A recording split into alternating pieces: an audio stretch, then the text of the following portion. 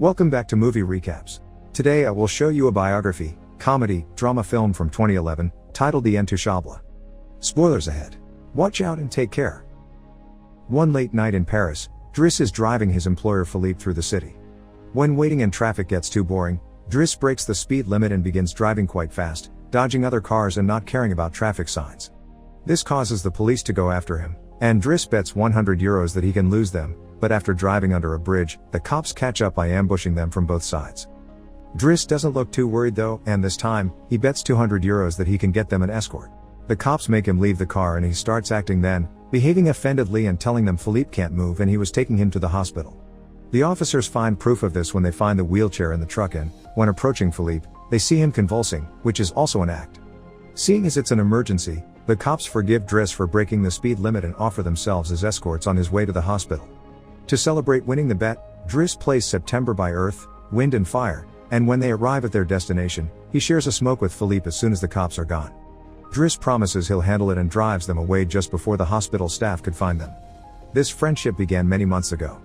Philippe and his assistant Magali are holding interviews to find a new caretaker for him, but it isn't going too well, because all applicants have very standard or awkward answers to their interview questions. But they're suddenly surprised when Driss storms in, ignoring the fact it isn't his turn quite yet, because he only wants some papers to be signed saying they won't hire him so he can get the unemployment benefits. He's blunt and a little rude, even hitting on Magali, but Philippe finds him amusing and asks him to come back the next day for his signed papers. Driss goes back to his home in a humble neighborhood and tries to take a bath while all his little siblings bother him, only managing to get it done in time thanks to his sister Mina, who is a bit older than the others and more responsible. While waiting for their mom to arrive, he looks through the window and notices his brother Adama getting out of a suspicious car. When the boy enters the apartment, he just says he was at school and leaves again after grabbing his bag, causing Driss to be even more sure that he's up to something. In the evening, his mom arrives, and he gives him a Fabergé egg he stole and tells her he's been away on vacation when she asks. She isn't happy to see him though, because he disappeared for 6 months and never called, and now he's shown up out of nowhere as if her home was a hotel. As she's absolutely done with all his lies and she has other children she has to take care of, she kicks him out and tells him not to come back. Driss spends the night having a smoke and some snacks with some neighborhood friends. The next day, Driss goes back to Philippe's house for his papers, and he's received by the housekeeper Yvonne, who shows him around the place and tells him about Philippe's daily routine. She also shows him the room he would get for himself with his very own bathroom. Driss can't help staring at the bathtub before he's dragged to see Philippe, who offers the signed sheet of paper but also a job opportunity. Driss accepts the 1-month trial, and Philippe tells him he bets he won't last 2 weeks. After bringing his things to his room, Driss is taught how to take care of Philippe. He must learn how to keep his legs stimulated, how to put him in the wheelchair, how to help him shower and change his clothes. Things get awkward when Driss discovers he must put on him some high stockings and even clean his butt after Philippe uses the bathroom, but no matter how much he complains and says he won't do those chores, he ends up accepting them as part of his job. Later in the evening, while he's enjoying a snack on the roof, he's interrupted by Philippe's daughter Elisa and her boyfriend Bastien, who are looking for a private place to make out, and he kicks them both out after refusing to share his beer. Driss quickly gets used to the daily routine with Philippe, even if at first he does make some mistakes he learns from, like handing the phone to Philippe instead of putting it on his ear or forgetting the baby monitor while having a bath. He also learns to organize his mail in different folders, most of the letters he opens for Philippe, but there's a series of private ones he isn't allowed to look at. When he finds a flyer promoting female escorts, he decides to start a file just for those instead of throwing them in the trash as Philippe says.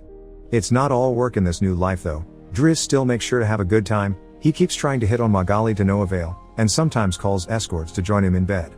One morning, after Yvonne comes to his room to scold him for being late, she finds some dangerous weapons in his bag, but she doesn't comment on them yet. Driss' work today is to drive Philippe around, but he refuses to put him in the back of a van as if he was cargo, so instead, he takes him on one of the fancy cars that don't see much use. Philippe, who first thinks this isn't suitable and says they should be pragmatic, is soon getting excited at the idea of a faster, less boring ride, although Yvonne still disapproves. When they try to leave the building, there's a neighbor parked at their entrance, ignoring the sign on the door that says it's forbidden. Driss wastes no time and goes after the guy, grabbing him by the front of his shirt and threatening him until he moves the car. Philippe is impressed by his actions, but Yvonne, once again, disapproves. The pair goes to a museum, where Philippe is planning to buy a piece of artwork that Driss considers not worth the money because it's just a red blotch on the canvas. Afterward, Philippe meets with a relative of his, who tells him everyone is worried about Driss since he can be violent. He's also discovered he has a criminal record, but Philippe doesn't care, he appreciates Driss because he doesn't pity him and doesn't mind joking around with him. After another failed attempt at hitting on Magali, Driss has dinner with Yvonne in the kitchen while listening to Philippe dictate a letter to Magali. Claiming it's a private conversation, Yvonne turns off the baby monitor and proceeds to explain what's going on. Philippe is pen pals with a woman called Eleanor. Those are the letters he didn't let Driss open. But he's never met Eleanor in person. Their relationship is purely epistolary. Speaking of love, Driss teases Yvonne for the looks the gardener gives her all the time before going to bed. He's trying to sleep when he hears some weird sounds coming from the baby monitor. Philippe is having trouble breathing. Not being capable to ignore him even if he tries, Driss goes to his room and gently guides him through the attack with soothing words and a wet cloth to wipe his face. Philippe eventually falls asleep, only to wake up again moments later, saying he needs air. This time Driss doesn't hesitate. He puts Philippe on the wheelchair, covers him with blankets, and takes him out for a stroll by the river. This is the first time Philippe has seen Paris at night in a long time, and now he's more relaxed. He explains to Driss that the medicine can only do so much and he sometimes experiences phantom pain. When they see some girls walking by, Philippe also confesses he isn't capable of pleasuring a woman because of his situation, but he still can enjoy some satisfaction when he gets his ears massaged because they are sensitive zones. When the phantom pain threatens to appear again, Driss shares one of his joints with Philippe, who is skeptical at first but ends up loving it. Afterward, they go to a restaurant, where they joke around while sharing a meal, and Philippe decides to share more of his story. He met his wife when they were students, and shortly after they got married, she had 5 miscarriages and was diagnosed with an incurable, terminal illness. That's when they adopted Elisa. Philippe has always loved competitions, extreme sports, and speed, and a paraglider gave him that. It was during a paragliding session that bad weather caused him to crash and break his vertebrae, although he still thinks his real handicap isn't the chair but living without his wife. After joking around some more, Philippe remembers the date and realizes Driss has passed his 1-month trial, so he's now officially hired. But he needs to start by bringing back the Fabergé egg he stole because it was a gift from his wife. She would give him one every year, and he has exactly 25, matching their time together. The next day, Driss goes to talk to Mina when she's leaving school, who is a bit offended because he hasn't been answering her messages except to ask her to look for the egg. She also tells him about some cops that have been calling their home. Afterward, he visits Adama, who confesses he was found with 30 grams on him. Driss wants to take him to lunch, but Adama refuses and instead gets in the same suspicious car from before.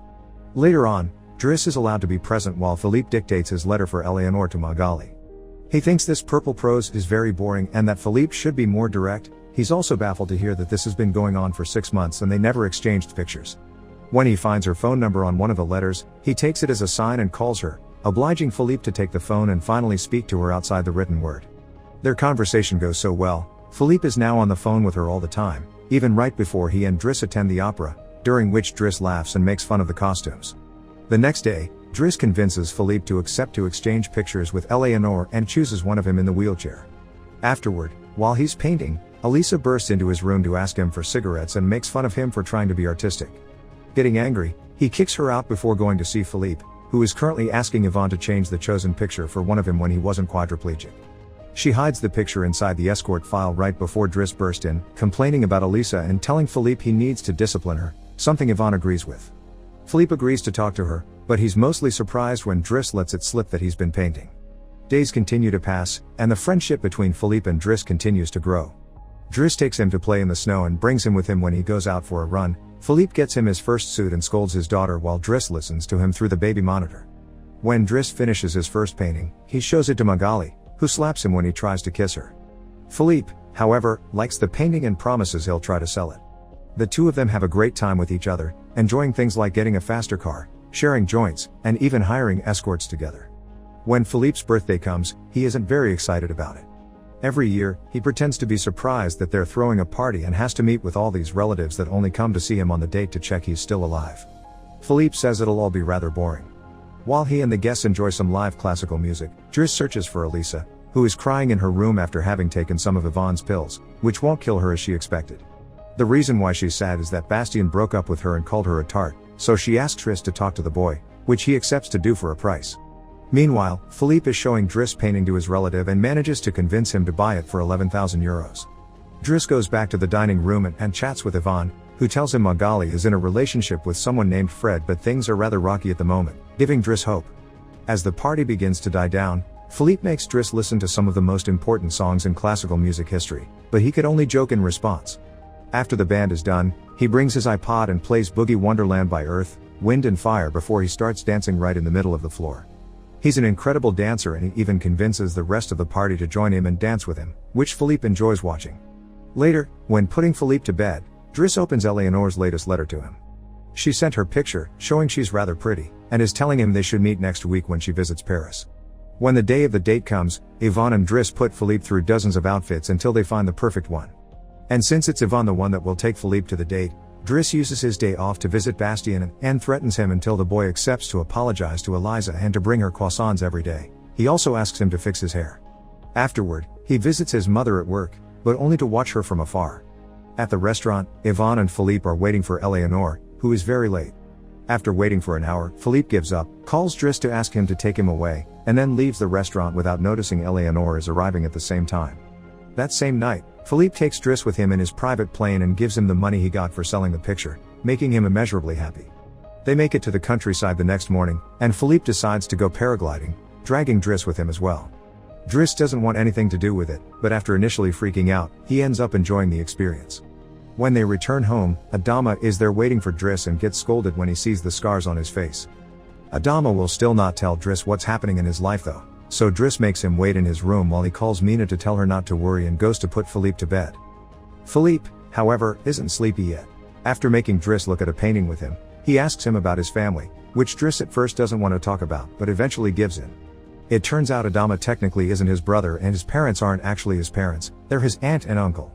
They fetched him from Senegal when he was 8 because they couldn't have kids, and his real name is Bakari Bassari, but because other kids had that name, they called him Idris, and that became Driss.